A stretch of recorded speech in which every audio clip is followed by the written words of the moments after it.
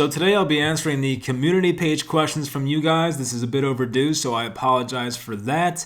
But this is we got 46 comments here, which is more than I've ever got, I believe. So I'm gonna try and go quicker on these, not spend the usual 5 minutes that I usually do on each question. So I'll try to get through it a bit quicker here and just give out an answer. So the first question from Christopher.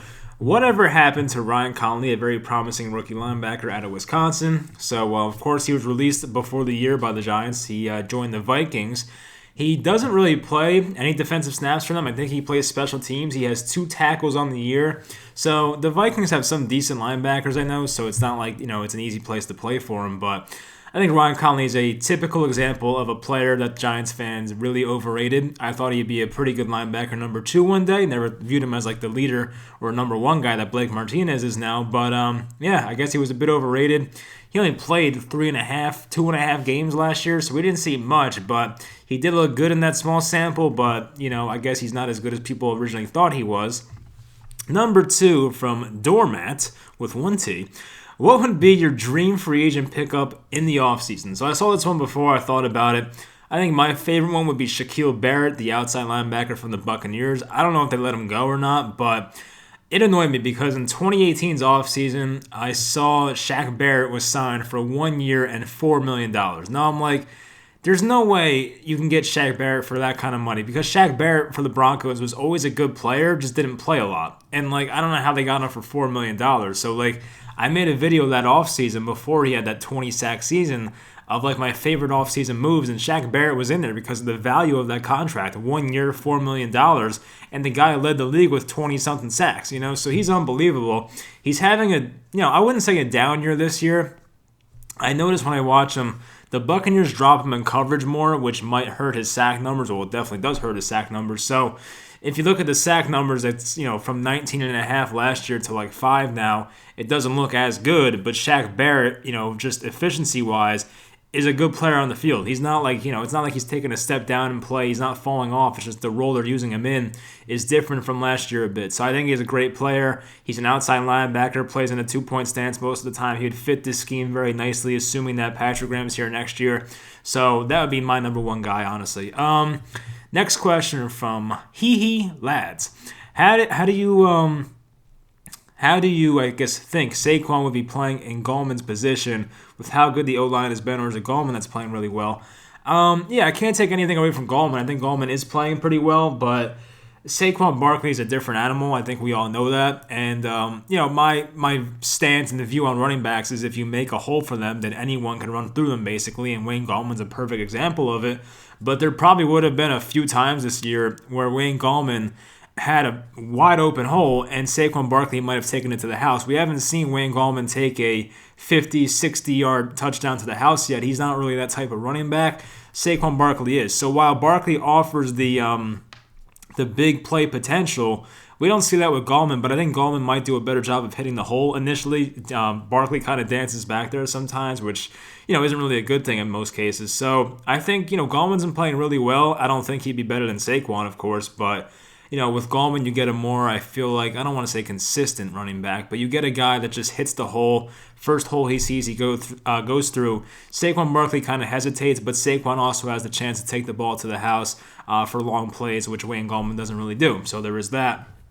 From Arthur, if Xavier becomes the starting free safety and works, do you think Julian Love can be the cornerback 2 we need? Well, I'm glad you asked because I made a video in the offseason about this exact thing when I thought Xavier McKinney was going to be healthy and playing all year. I said to myself, well, I think Julian Love would be a perfect outside corner number 2, opposite of James Bradbury. The Giants seem to have no interest in doing that whatsoever. Maybe it changes now that Xavier McKinney's back, but we have seen no signs whatsoever that they're going to use Julian Love in that role. And Julian Love's kind of getting, faded out of the defensive snaps. I don't know if he's done with the Giants, but he has not played as much as last year, of course. I know Peppers got hurt last year, which definitely helped his opportunity.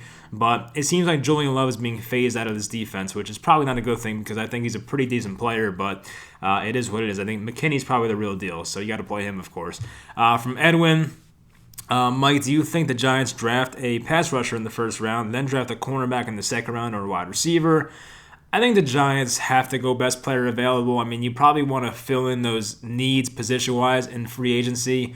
They're probably going to try and get a big wide receiver, I would think. Maybe they go in the draft and try and get one. I don't know. But this is a really good free agency, wide receiver class, assuming some guys don't get franchise tagged.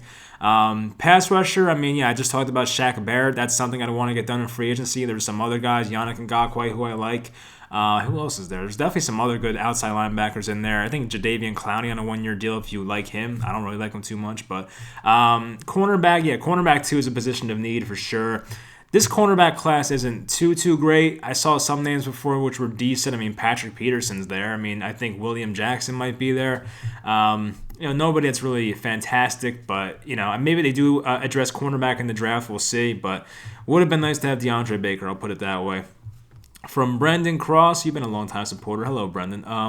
What do you need to see from Jones the last 6 games to say he's the guy next year? All right, so, yeah, you guys know I'm kind of skeptical about Jones. I see things I like and see things that I don't like, and sometimes the things I don't like kind of outweigh the things I do like. So that's just me personally. For me to at least think he's the guy going forward, I need to see improved pocket presence. That's the number one thing. I've talked about it before on a different podcast, I think, how there's times where one side of the pocket will break down and Jones kind of has no feel for it, and he'll sometimes step into the wrong side of the pocket, which is like into the pressure. Like, let's say the left side of the line breaks down. You'll see Jones step into the left side of the line, and you're like, what are you doing? Like, you got to step to the right or at least, run out to the right. And you never see Jones really... I think Aaron Rodgers is awesome at this. I'm trying to think who else is really good. Like Kyler Murray, of course, is awesome at it. But, if you're a right-handed quarterback, kind of spin out to your left and make throws on the run to your left, I don't see Daniel Jones do that too much. And not to say he's like a one-dimensional type player, but we only see him rolling to his right, I feel like, which, of course, is easier as a right-handed quarterback. I get it. But we never see instances of Jones rolling out to his left too much. I could be wrong, but, if someone that watches every game, I don't really recall him going to his left all that much. So, I feel like he needs the better pocket presence. I want to see more deep ball accuracy. I want to see that be better. I want to see more deep, explosive plays. I like Daniel Jones in the intermediate short game. I've always said that. I think he's good at that. But I need to see more improvements with the pocket presence and the deep ball being better for me to believe he's the guy and go out and win some games. I think, with the final 6 games, 3-3 would be fantastic for the schedule they have. 2-4 is what I want, and I think 1-4 or no wins would be not good, and you're probably not going to make the playoffs at that point. So, yeah, that's kind of what I need to see from him to be better, or for me to think he's the next guy, in my opinion. So he's not too far off, but at the same time, I do need to see more. And, of course, the turnovers goes without saying. You can't see that as much, but that's been better the last 2 games, thank God. From Rogue, now that we know that Jones is the guy, so we're going with is he the guy to now that we know he's the guy. I would slow your roll on that. I don't know about the whole he is the guy completely. There's still 6 games left. If you look at the entire season as a whole, it has been an underwhelming season for him, so I wouldn't say it that way. But anyway, what if we make the playoffs? Do you think we draft a wide receiver or a cornerback?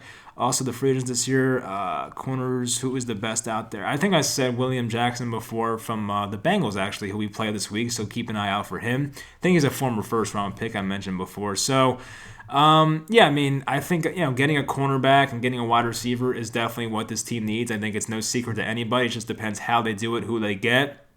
As I said, I think cornerback in the draft is probably the way I would want to go, but based on who the free agent wide receivers are, I'd probably go wide receiver in free agency, but it all depends who's there, what's their price, what's your draft position, all those things. So that all gets factored into it. But, it's funny, though, the last 2 questions, do you think Jones is the guy? And then, it's funny how every fan has their own opinion about it, which is why I love talking about sports, because everyone has their own opinion. You have some people saying Jones is the guy for sure, and some people that are still skeptical. Next question from Chris2444. What are your thoughts on Dave Gettleman? Will he stay another year if things continue? What has to happen for him to stay or go? So I guess you're new to this if you don't know my opinion on him. I don't like him too much. I'll put it that way.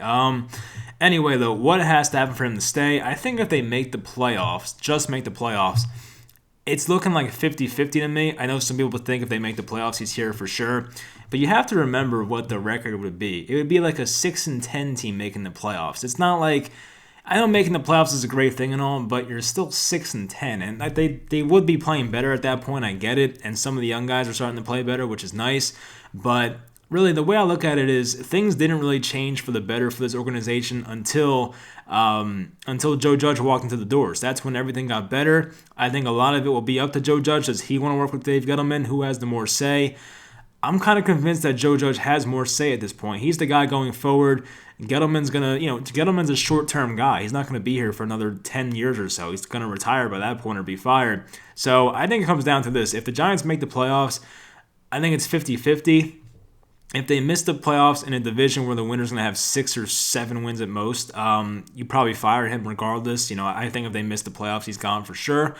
If they make it and win a playoff game, then I think his chances of staying are pretty damn high. I would put it like 95%, and then the 5% is him retiring. So, yeah, I think it really comes down to just making the playoffs. If they make it and don't win a playoff game, 50-50. If they make it and do win a playoff game, 95% he stays. If they miss the playoffs, I think he's gone, honestly. So that's the way I look at it. Was Saquon the correct pick in 2018? And if he wasn't, would Darnold really have been better, even though quarterbacks are better than running backs? Yeah, I mean, look, I never thought he'd be the right pick. And, even though Barkley in his rookie year played out of his mind and was rookie of the year, I mean, the Giants still won like 5 games that year, or 5, I think, maybe. It just shows you, running backs don't change the game too much. They are replaceable. There's examples all over the league. Myles Gaskin for the Dolphins came out of nowhere. This guy named James Robinson replaced the former 4th overall pick, I think, or 3rd overall pick, Leonard Fournette, and is having a monster year for the Jaguars. There's just examples all over the league of guys filling in at running back and doing a good enough job. The Giants are a good example of that right now. Saquon Barkley is out. And yes, the Giants are better with Saquon Barkley, I get it, but the drop-off from Barkley up here to Wayne Gallman right here is not incredibly, it's not just an insurmountable type of drop-off. Like the Giants, I would rather, I'll put it this way, if I was running a football team, I would probably never spend more than $5 million a year on a running back. I would want to allocate that money in a salary cap league to other positions. Like the Giants have a cornerback 2 problem, a pass rusher problem. I would have liked to, as a GM, allocate that money to other positions. The Giants are paying Saquon Barkley, I think, $8 or $9 million right now. So if they extend them, it'll be even more, which is why I'm definitely against that. So, was Barkley the right pick? I mean, it depends the way you look at it. I think it's easy to say, and it probably is the right decision, or was the right decision, to move down. And, I think you look at that trade the Colts did with the Jets to get the 3 second-round picks and move back from 3 to 6. That would have been a great trade if we did that, but unfortunately we did not. We took a guy that plays a replaceable position, and it has not influenced us in the win-loss column, and I never thought it would. So it's unfortunate. He's one of the best running backs in the league, but it's just that pick never made sense to me.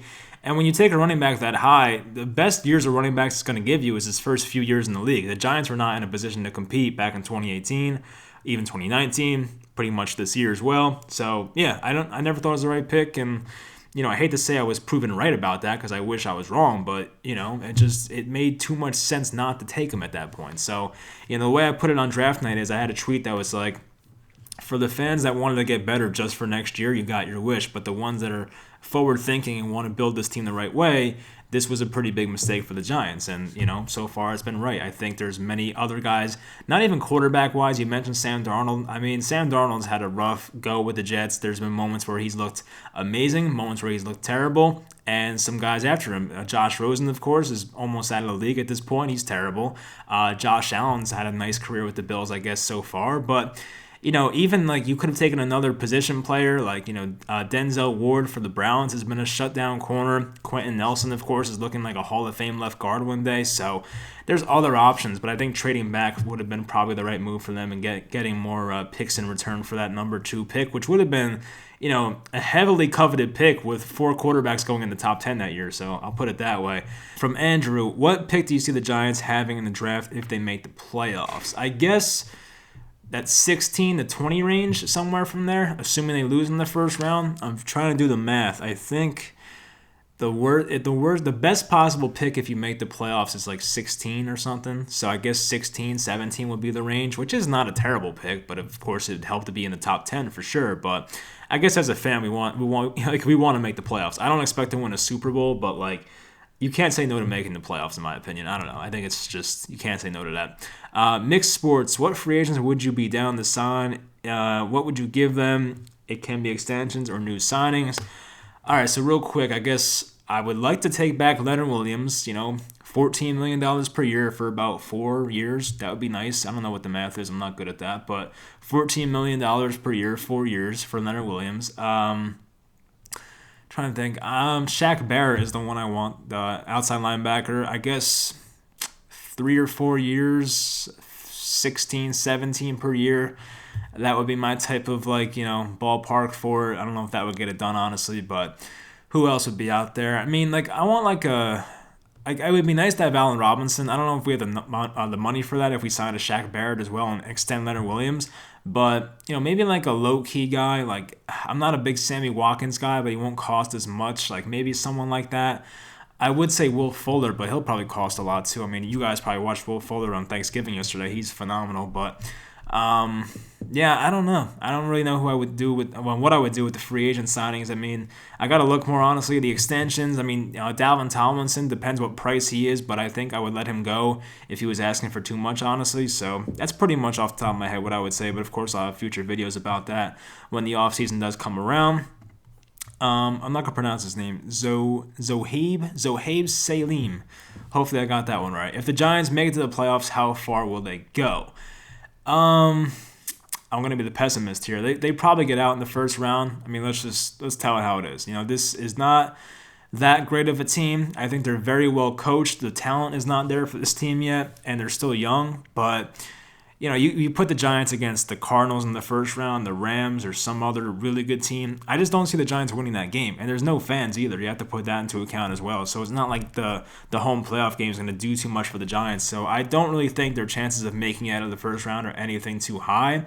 I'd probably say 90% chance they don't make it out of the first round. But, crazier things have happened. So I guess it is possible. Maybe Daniel Jones catches fire and something crazy happens, but you never know. But I would say the chances are they probably get out in the first round. From Michael Clark, what are your thoughts on Joe Judge, Jason Garrett, and Patrick Graham at this moment? So Joe Judge, I'm completely sold on. Love the guy. I think he's awesome. I have nothing else to say. I think he's great. Patrick Graham, same thing. I think he's really good. He's creative. He gets the most out of his guys and puts them in positions to succeed. So I like Patrick Graham. I'm just concerned about losing him to a head coaching job at some point. Hopefully that does not happen. And Jason Garrett, I don't know. I'm not completely sold about Jason Garrett. I guess it's still possible that he's not here next year. It's not like a guarantee that he's here next year, but we'll find out. I think he's been doing better as a play caller, but there is a lot of skepticism that this was a John Mara pickup, Jason Garrett, because he was once a Giant, has familiarity with the organization, so you have to keep that in the back of your mind. I don't know if Jason Garrett's a Joe Judge guy, but I guess we'll find out based on the offseason moves. But I do like Judge, and I like Patrick Graham a lot, so hopefully they're here for a long time. From Ayo Fam. What do you think is the perfect draft for the Giants right now? Love your content. Thank you very much. Perfect draft, I couldn't even tell you. I always say I don't get into drafts. I don't look into prospects until January. So once that comes around, I'll answer any draft questions you guys have. But right now, I really don't. I started watching the quarterbacks at one point because I was really concerned about Daniel Jones, but kind of been holding off on that lately for obvious reasons. But the one that really stood out to me was the Oregon left tackle, Sewell, I don't know how you pronounce it, but he was awesome. I mean, the Giants don't need a left tackle if Andrew Thomas is playing well towards the end of the year, but that guy looks like a bona fide star in the NFL, honestly. So, yeah, I don't know. We'll have to see in the future about that one, so sorry about that. Westworld, overall thoughts on the free agent pickups, James Bradbury, Logan Ryan. This has been an awesome free agent class, and I often I forget about Logan Ryan a lot. We picked him up late, so I always put him in that. I don't put him in that Logan Ryan. No, I don't put him in the Kyler Fackrell, Blake Martinez, and James Bradbury category. But yeah, you look at all the free agents, the ones I could think of right now. Bradbury, amazing. Martinez, amazing. Kyler Fackrell, definitely outproducing his contract. Good value. I like that pickup. Levine Toilolo. Sure, he's all right. He's not great, but he's fine. Maybe they paid a bit too much for him, but he's fine. Who else? Cam Fleming, started some games. He started most games at right tackle. Serviceable. He's not great, but serviceable. And Logan Ryan. So, Logan Ryan's been a really good player for this team. He has not been perfect, but Logan Ryan, for the most part, has been an above-average player on this team, and I hope he's here next year. It seems like he wants to stay here, but depends on the money. I mean, I forgot to mention him before in that question about free agency coming up, but I don't know. It depends what kind of asking price he has. He's 29, 30 years old now, so it depends how many years. Maybe it's a 2-year contract for about, $8 million per year or something. I have no idea what it would be, but it depends if the Giants can afford it. But I personally would like to have him back next year if it's for a good price. That Swag. Okay, interesting name. How do you feel about the future of the O-line? I do like it. I think we have good pieces. I do like Andrew Thomas. Of course, he had a rough start to the season. Shane Lemieux, I think at right guard has a future. I think Will Hernandez is still the left guard of the future, at least for next year. The NFL is such a year-by-year type of league, so next year he'll be there. Trying to think who else. Who else do we have? Oh, Matt Parrott. He's been awesome. I like Matt Parrott a lot. I think he'll be a solid right tackle for a long time. He can grow into his body a bit more, learn some better technique, but as long as that happens, he'll be good in my opinion. And Nick Gates, I have no concerns about whatsoever because he can play anywhere. He can play guard or center, maybe play right tackle if he needed to. So I have no concerns about him.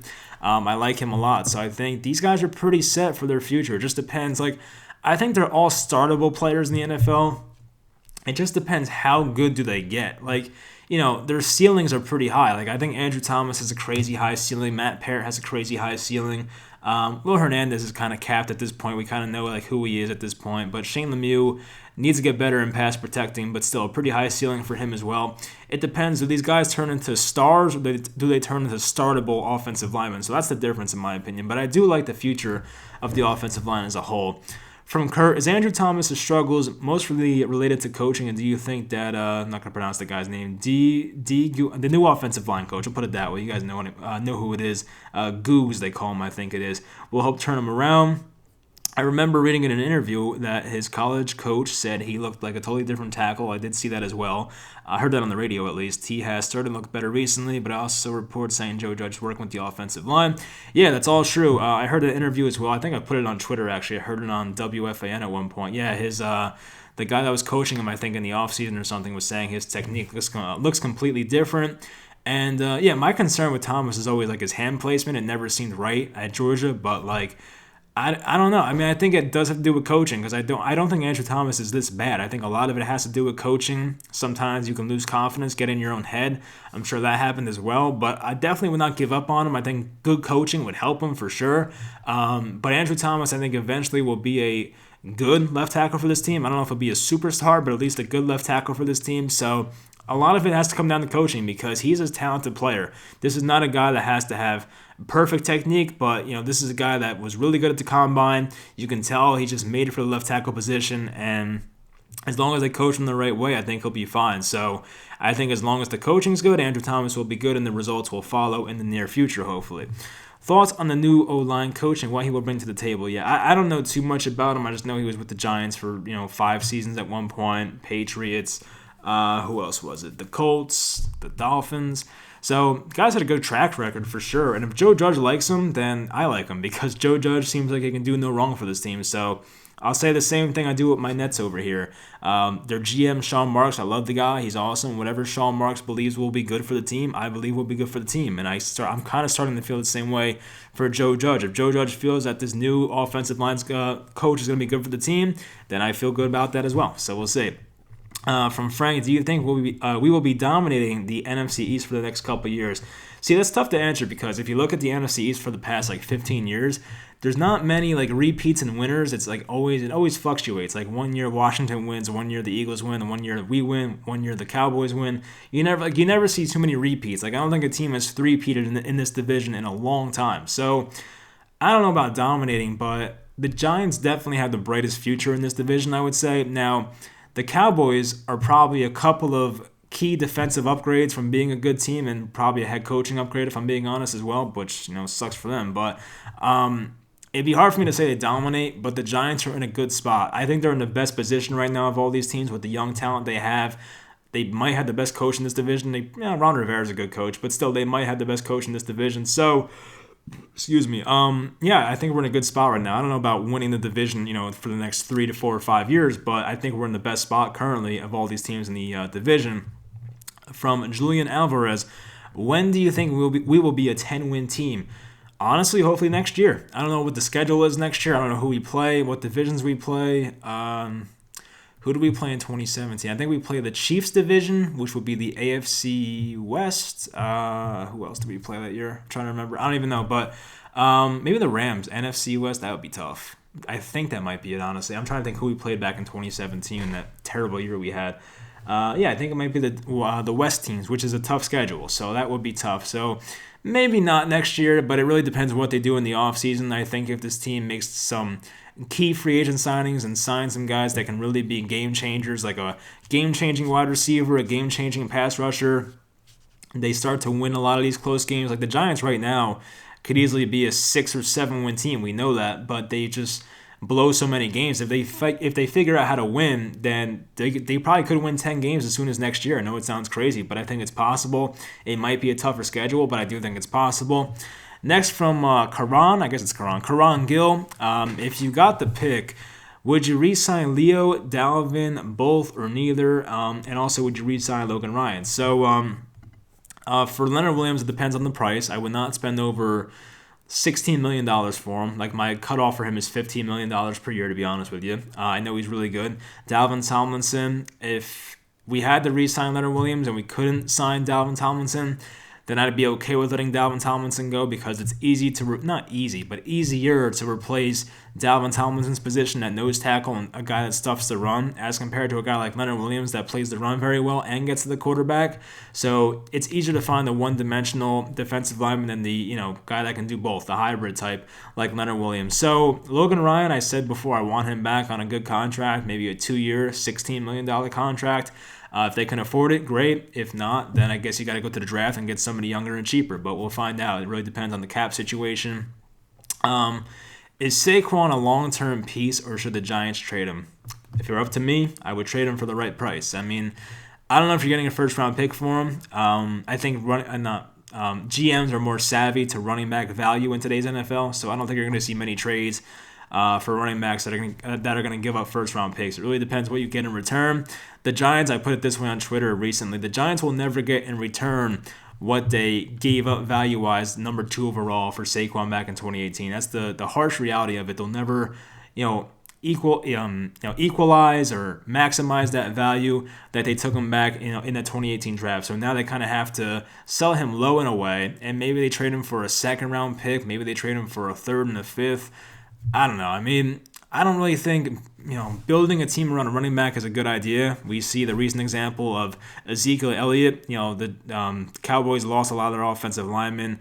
Zeke is now taking up a lot of their salary cap. They can't pay certain guys on defense, and it's definitely hurting their team a lot. So that's a recent example of it. And you could say the same thing for the Vikings and Dalvin Cook. I know Dalvin Cook's having the best year as a running back right now, but even with Dalvin Cook playing out of his mind, they had to let some defensive guys go. All right, Dalvin Cook's making a lot of money this year now.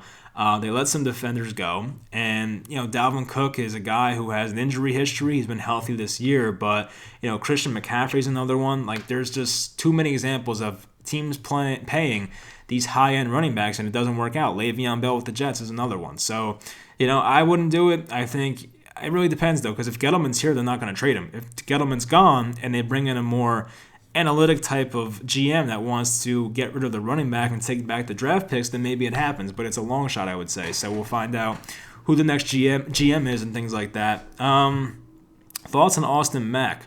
I do like Austin Mack. I think he's a solid receiver. I never saw him as a star, but he could be a number 3 wide receiver, a guy that can be a gunner on special teams probably and make some tackles for you on kickoff. So he's a good player, a solid player. He'll have to compete now with Dante Pettis. I didn't see him too much in the last game against the Eagles. He made a nice catch, I think, at one point on a slant, but didn't see him as much as in previous weeks, like against Washington. But he's a good player. He's a solid player. He just needs to stay healthy. I think he had a bit of an injury history at college, but he's a solid player. He won't be a superstar. He probably won't reach 1,000 yards in his career, but as a wide receiver 4 or something like that, I think he's a keeper in my opinion. Next from Steven, how's the cap situation in the upcoming offseason and beyond? Who would you re-sign, sign, and release in 2022-23? Man, that's way too far in advance for me. You're talking about Bradbury, Martinez, Barkley, and others.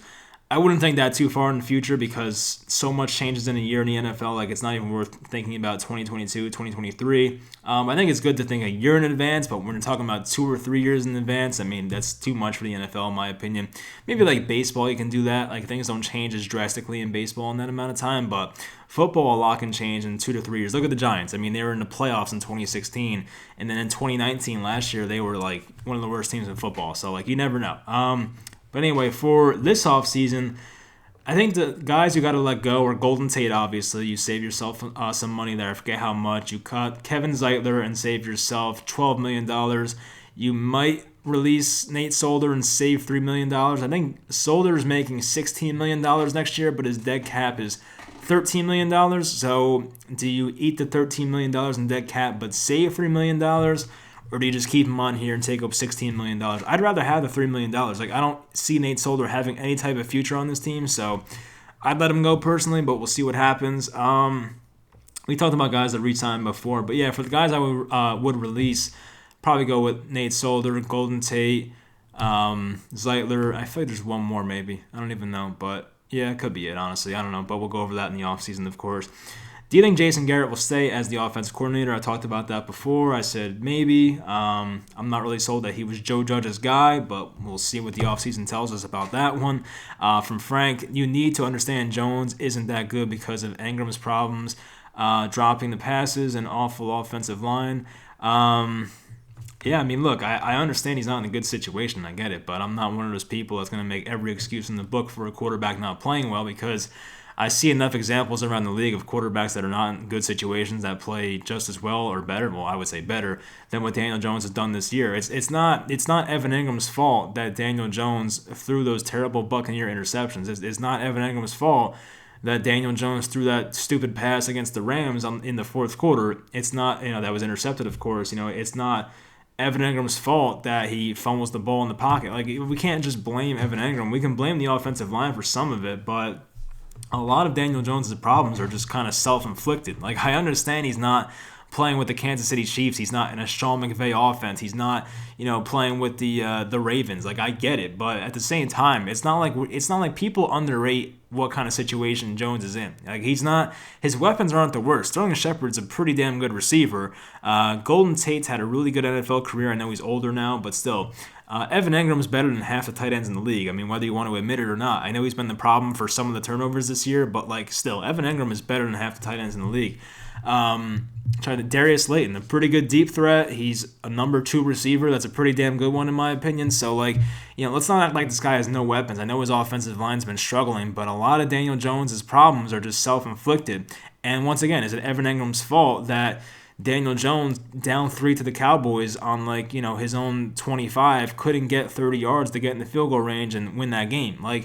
It's not everyone else's fault sometimes. Sometimes you have to – it's kind of like Eli Manning over the years. Like, everyone for the past, 3-4 years in, 2017, 2018 – wanted to blame everything around Eli Manning. There were some people like myself that thought Eli was mainly the problem, which, that's not going to be proven true or not. Probably never going to be proven true or not, so you're kind of stuck in your ways with that argument. But, people were like, oh, everything around Eli is terrible, but no one wants to acknowledge that Eli Manning himself is playing below average. And I'm going to admit that Daniel Jones himself has played below average. Not to say he's playing as bad as Eli did in 2017, 2018, but Daniel Jones himself is not doing anything to bring his team over the top. Daniel Jones is playing within the system. He's being a game manager, which is fine, but there's also been times where he has turned the ball over too much, and he's lost the Giants some games, and that's just the harsh reality of it. So I'm not going to blame everything around him. It's not perfect, but a lot of quarterbacks in this league don't have perfect situations. It's just the honest truth. So,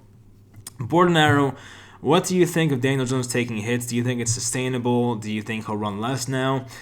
I mean, you kind of have to run with them because the Giants are they're not good enough of a running football team. I mean, they've gotten better, of course, but without Saquon Barkley, you kind of need to take advantage of Daniel Jones. And one of the good things about Daniel Jones, and, you have to use it, is his legs. Like, you don't want him to take crazy hits all the time, and he's pretty good at sliding. There's been some times he's taken some bad hits, but, it's not like he's getting thrown around out there or he's getting, absolutely blown up every play. He's pretty good at avoiding contact in most cases, so I think it is sustainable. I think Jones has had a pretty clean injury history for the most part. I know he broke his collarbone in college, had an ankle injury last year that I think they milked the clock on to just give Eli a couple more starts. He could have played through it, honestly. But, yeah, he's a pretty healthy guy for the most part. So I wouldn't worry about it now. If he gets hurt, then maybe we have that discussion. But right now, I think it's fine. From Anton, why do you think some people are so high on Evan Engram? I'm not the expert, but I think I'm not the expert either, buddy. But I think Evan Engram does not have anything that makes him a good tight end or even a football player. Besides the athleticism, he has bad hands, can't block, bad route running, injury problems. It's his fourth season.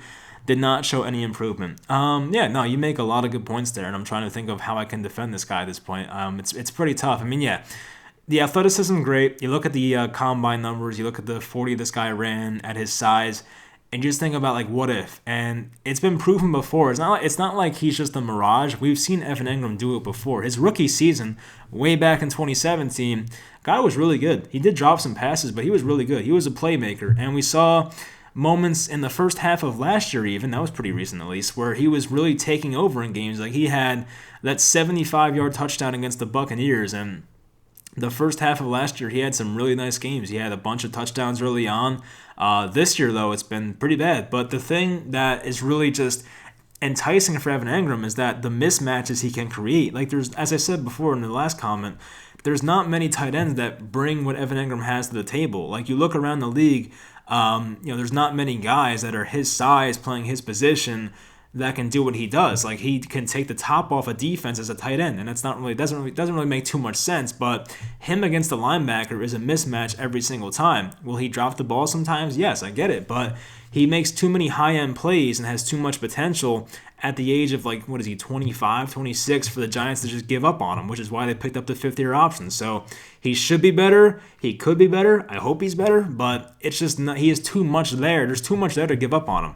It's not like Evan Engram is just complete garbage and, like, you can give up on him. Because if Evan Engram goes to a different team, I can almost guarantee you he'll have a pretty successful career elsewhere because, he's a good player. The Giants have to figure it out. And he has his own problems. I get it. He has to catch the ball more consistently, run better routes, stop creating turnovers, tipping the ball up for interceptions. Needs to fix all that. I get it. But there's too much there to give up on him, in my opinion. From S.N. Rossi, I guess we'll call that. I don't even know, honestly. I'm sorry about that. But I feel like Jones would be a way better quarterback if we put him back in the West Coast offense. If you were the GM, would you fire Garrett, hire a West Coast offensive coordinator, or would you want Jones to get another year in Garrett's offense? Yeah, that's a tough one because you want stability. You don't want a guy to have his third system in 3 years, but you also feel that Daniel Jones is not well suited for Jason Garrett's offense. So it's a good question. Look, they kind of just, they kind of made their bed, so they have to lay it in at this point. Maybe they do fire Jason Garrett, I don't know, but it would be a bad look to have 3 different play callers in 3 years on offense. It would not be a good thing. It would be bad for Daniel Jones, as we know. So I guess at this point you got to stick with him, right? I think the West Coast offense is well suited for Daniel Jones. We saw it last year. He's better for it, but I feel like you can't have 3 different play callers in 3 years. Like, you can, but do you really want to do that to Daniel Jones? Like, it wouldn't make much sense to me. So it would be stupid, and I don't know, if they really thought that way the whole time, then Jason Garrett should not have been hired in the first place, but that's kind of over with now. So we'll see how that plays out, but I think anything's possible. I think it's, there's a chance he gets fired. There's a chance he's here next year, so we'll see how that one plays out, I guess. Drunk Dependa. Hopefully I'm pronouncing that. Is Dependa a word? I don't even know. Is that like a Spanish thing, maybe? I don't know. Anyway, my question is, trade Zeitler for a second. You're not getting a second. I'm sorry. There's no chance you're getting a second. The most you would get for Zeitler is like a 5th. They're not getting a second for him. And get Sewell in the draft and a hopeful offseason scenario. Sewell. Wow, all right. I think that depends on how Andrew Thomas plays the rest of the year. I know you want to go best player available, but if Andrew Thomas is your franchise left tackle and Matt Parrott looks like a good right tackle, then I guess it wouldn't make sense to make that pick. But, I talked about the offseason before. Shaq Barrett's who I want. I talked about that. Leonard Williams on a good price is who I want back, so there is that. But I don't know about Sewell fitting this team right now. The good news for the Giants, though, is that if they're in a position to take Sewell, there's going to be other teams behind the Giants that need a left tackle and would trade up for him. So the Giants will get some pretty good assets for him in that situation, probably. Next question from Mixed Sports. It's basically do you think Darius Slayton can be a number 1 receiver question? I've talked about that one before. I don't personally. I think he's a good wide receiver too. I think signing another guy in free agency and making him a number 2 would be the best thing for him, because some wide receivers are just not good at handling, wide receiver one type coverage, and maybe Darius Slayton's that type of guy, but Slayton's going to have a pretty good year when it's all said and done. It's not a wide receiver one type of year, but a really good wide receiver two type of year, so I guess he could possibly, but in my honest opinion, I see him being a wide receiver two for most of his career, to be honest with you, from here on out. From Waron Chris, if I pronounced that right. If DJ plays the way he did against the Eagles, performance-wise, not stat-wise, every game, how many wins would the Giants have? Honestly, probably a lot. Like, if he played like that all year, I think we'd be 6-4, 7-3. Like, we'd have this division wrapped up basically, which is sad to say, but yeah, we'd probably have this division wrapped up if he played that way every week. That was a really good performance by him. Once again, SN Rossi, I gotta stop answering 2 questions from you guys. I gotta put you at 1 question, guys. Come on. So anyway, how would you fix the wide receiver problem this offseason? I actually forgot this name before. I think we talked about it with the roundtable with Talking Giants and The Entertainer. And I think Chris and Bobby mentioned Corey Davis. I think Corey Davis is an interesting one for the wide receiver position, because I feel like him and Darius Slayton would actually play off each other really well. Slayton's a deep guy who can make the long catches, and Corey Davis is more of a possession guy that can win a jump ball. So I kind of like that fit. Wouldn't cost as much as an Allen Robinson or Kenny Galladay, so maybe they go that route. Corey Davis is an interesting option for sure, so I'll just go with that one. From Cole, Say Jones plays at an inconsistent level. Maybe even at a bad level next year. Which quarterback would you want to be the Giants' quarterback? I don't even know these people. Jaden Daniels, I don't know who he is, honestly. I'll have to look at that next year. But as I say, I'm not really the biggest college football guy, so I probably wouldn't even know until next year. But Cole had another draft question. Your ideal picks from 3 to 5, 6 to 10, 11 to 20. Cole says, I'll give you mine. All right, so from 3 to 5, Jamar Chase, 6 to 10, Micah Parsons, and 11 to 20, I'd want Surtain the second or Fair. I don't even know who those people are. Like, do you guys know? I'm sure some of you know who that is if you're college football fans. I will know a lot about these guys in a few months, but for now, I don't even know who Surtain the second or Farley is or are, but eventually I'll answer that question in the future, hopefully. So sorry about that one. From Colin, why was our run defense so poor against the Eagles? Was it their scheme, bad linebacker play, or something else? Should we be concerned about teams copying what the Eagles did? I guess, our run defense is definitely underwhelming because of the good defensive linemen we have and the good defensive line we do have. I think some of it was just linebackers taking some bad angles. I think there were times where they were just blowing them off the ball as well. Like, the Eagles' offensive line did a good job. Got to give credit where credit's due there. And Boston Scott's due for a touchdown every time he plays the Giants. But even Miles Sanders had a pretty decent game, yards per carry wise. So there is that. But I don't know. I'm not too concerned about it. The Giants are they're okay against the run. They're not bad at it. So I think they'll be okay, honestly. I'm not too concerned about it, but I guess it is something to watch out going forward. I think tomorrow against Sunday against the Bengals, they'll do very well against the run because they have no blocking and they have basically no running backs left if Gio Bernard doesn't play. Player grades, I actually did that video the other day. I'm sure you saw that one. And last question regarding the draft, another draft question I'm probably not going to be able to answer. We probably will be picking somewhere from 9 to 16 or somewhere in the 20s if we make the playoffs. Probably better than 9 to 16. I would say more in the 8 to 10 range or something like that, because our record's going to be, if we don't make the playoffs, we'll be 5-11 probably, so that'd be a good pick, honestly. But anyway, I would take the best suited cornerback too in terms of talent and versatility.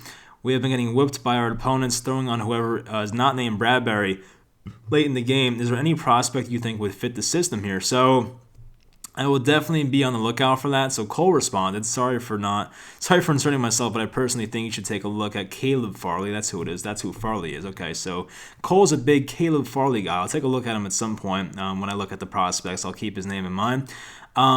I don't really know, honestly. The only kid I watched, honestly, was that Wade guy from Ohio State. I think it's Sean Wade. I think it is. I'm going to look it up real quick. But I think it's Sean Wade, to be honest with you. From Ohio. Yes, it is. All right, Sean Wade. I didn't see too much that, was a wow factor from him. But, he looks pretty good, I guess. But, that's probably a first-round type pick. So, I don't know. I'm kind of intrigued, though, to see who's there in, free agency and the draft. I mean, the Giants definitely have a problem there. They know it. You can tell because they switch off that position just about every week. It's Isaac Yiadom, then it's Ryan Lewis, then they go back to someone else, and it's they have a problem there. It's a revolving door, and they just keep rotating positions over and over again. So they have a cornerback 2 problem. They probably know it, and I do wish Julian Love got a shot, but maybe out of the bye they do that more, but we'll find out. They have not done it yet, so, I don't know. We'll see what happens. But anyway, we're like 40, how much? 40-something minutes, 43, 44 minutes in here. I guess this went longer than I would have anticipated. I'll try. I guess next time I have to limit the questions I get to because it's a lot. But I appreciate all you very much for asking. It's very nice of you. And I'm sorry that I'm a terrible host that does not know much about the draft. But I will know at some point. So we'll have a lot of good draft discussions come January, February, March, and then April, of course. So hopefully you guys enjoyed this video. If you didn't ask this time, then go ahead and ask in the community page next time. And I'll talk to you guys next time. And hopefully you enjoyed.